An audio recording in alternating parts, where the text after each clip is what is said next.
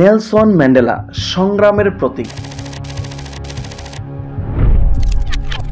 একজন মানুষ যিনি শুধু দক্ষিণ আফ্রিকার ইতিহাসেই নয়, পুরো বিশ্বের বিবেককে নাড়া দিয়েছিলেন নেলসন ম্যান্ডেলা। একটি নাম, একটি আত্মা, এক জীবন্ত প্রতীক। আজ আমরা জানবো সেই মানুষের গল্প যিনি বর্ণ বৈষম্য নামের দৈত্যের বিরুদ্ধে একাই যুদ্ধ করেছিলেন। 1918 সালের 18 জুলাই দক্ষিণ আফ্রিকার মভেজো গ্রামে জন্ম নেন হিলা ম্যান্ডেলা। ছোটবেলায় থেকে তিনি অন্যায়ের প্রতিবাদে সোচ্চার আইন পড়তে গিয়ে বুঝলেন এই সমাজের আইনেই তো অন্যায়কে রক্ষা করছে। তখন থেকে শুরু হয় তার আন্দোলনের পথ চলা। নেলসন ম্যান্ডেলা হয়ে উঠলেন আফ্রিকান ন্যাশনাল কংগ্রেস ANC এর মূল নেতা। শান্তিপূর্ণ প্রতিবাদ, ভাষণ এবং অবশেষে সশস্ত্র সংগ্রাম সবকিছু করেছিলেন নিজের জাতির জন্য। 1964 সালে তাকে বন্দী করা হয় রাষ্ট্রদ্রোহিতার অভিযোগে। জেলে কাটে দীর্ঘ 27টি বছর। জেলে 4 দেওয়ালের ভেতর থেকেও তিনি হয়ে ওঠেন স্বাধীনতার অনুপ্রেরণা। সারা পৃথিবী তার মুক্তির দাবিতে মুখরিত হয়।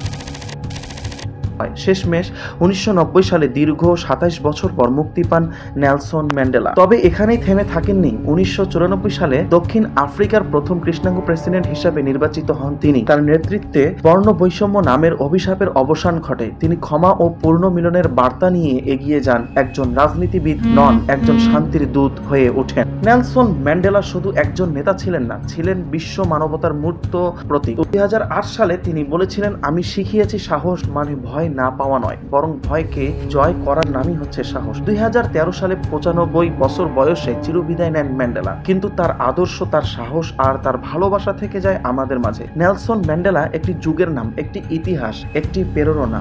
Nelson Mandela, the man who dares us to forgive. Nelson Mandela যিনি আমাদের ক্ষমা করতে শিখিয়েছেন।